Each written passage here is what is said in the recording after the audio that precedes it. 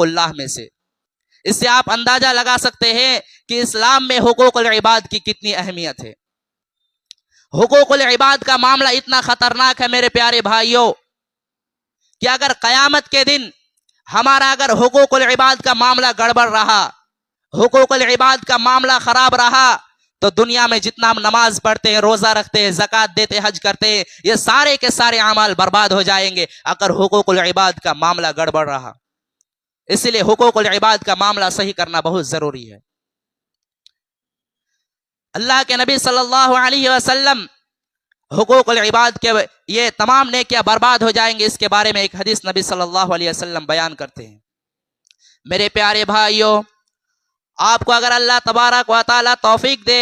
یا آپ حج کر کے اگر آئے ہوں گے تو آپ سعودی عرب کی سرزمین پر دیکھے ہوں گے، وہاں انڈیا کا روپیہ نہیں چلتا، وہاں ریال چلتا ہے۔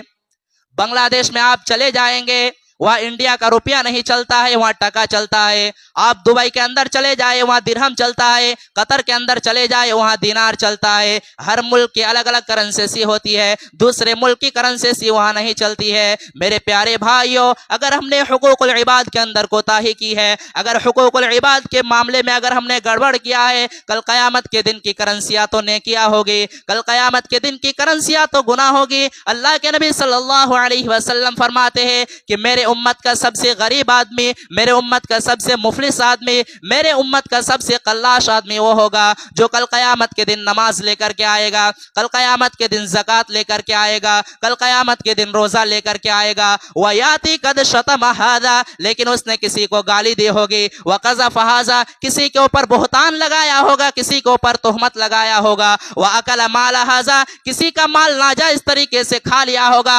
وَضَرَبَ هَذَا، کسی کو مارا ہوگا، فَيُعْطَى هَذَا مِنْ حَسَنَاتِهِ وَهَذَا مِنْ حَسَنَاتِهِ، جتنے لوگوں کا اس نے حق مارا تھا سب کو ان کی نیکیاں بانٹ دی جائے گی۔ کچھ لوگ روزہ لے کر کے چلے جائیں گے، کچھ لوگ زکوٰۃ لے کر کے چلے جائیں گے، کچھ لوگ حج لے کر کے چلے جائیں گے۔ فَإِنْ فَنِيَتْ حَسَنَاتُهُ، اگر اس کی تمام نیکیاں ختم ہو جائے گی اور حقدار ابھی بھی لائن میں کھڑے ہوں گے، اللہ کے نبی صلی اللہ علیہ وسلم فرماتے ہیں فَأُخِذَ مِنْ سَيِّئَاتِهِمْ، ان حقداروں کے گناہ ان کے اوپر لاد دیے جائیں گے، ان حقداروں کے گناہ لے کر کے اس کے اوپر لاد دیے جائیں گے۔ ثُمَّ طُرِحَ فِي النَّارِ، پھر اس انسان کو منہ کے بل گھسیٹ کر کے جہنم میں پھینک دیا جائے گا۔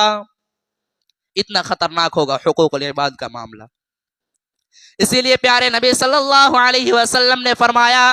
کہ من کانت عندہ مظلمۃ لأخیہ، اگر اپنے بھائی کے اوپر تم نے ظلم کیا ہے، زیادتی کیا ہے، اتیاچار کیا ہے، دنیا میں اس سے چھٹکارا لے لو، دنیا میں نجات لے لو۔ کل قیامت کا دن ہوگا، وہاں تم روپیہ کے بدلے روپیہ نہ دے پاؤ گے، وہاں تم زمین کے بدلے زمین نہ دے پاؤ گے، وہاں یا تو اپنی نیکیاں دینی ہوگی یا سامنے والے کے گناہ لینے ہوں گے۔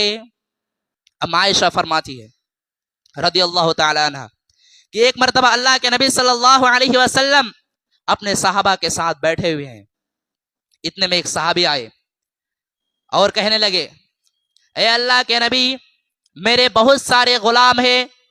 اور وہ میری بڑی نافرمانی کرتے ہیں، میرے ساتھ بڑی بدتمیزی کرتے ہیں، میں ان کو جو بات کہتا ہوں وہ میری بات نہیں مانتے ہیں۔ اے اللہ کے نبی، میں ان کو مارتا ہوں، پیٹتا ہوں، سزائے دیتا ہوں، میں ان کو ڈانٹتا ہوں۔ اے اللہ کے نبی، مجھے کبھی کبھی یہ ڈر لگنے لگتا ہے کہ کہیں میرے اس عمل کے اوپر اللہ تبارک و تعالیٰ کل قیامت کے دن پکڑ تو نہیں کرے گا۔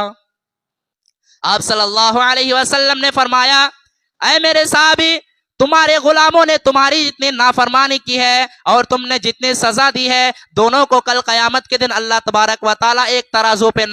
ترازو پر تولے گا۔ اگر تمہاری نافرمانی، اگر ان کی نافرمانی تمہارے سزا سے زیادہ ہو گئی تب تو تمہارا اللہ تبارک و تعالیٰ کے یہاں فائدہ ہو جائے گا، تمہارا اللہ تبارک و تعالیٰ کے یہاں فائدہ ہو جائے گا۔ لیکن اے میرے صحابے، اگر ان کی سزا سے زیادہ، اگر ان کے قصور کے وجہ سے تم نے اگر زیادہ مارا ہے تب تو اے میرے صحابے، تمہاری نیکیاں ان کے اکاؤنٹ میں ڈال دی جائے گی، تمہاری نیکیاں ان کو دے دی جائے گی۔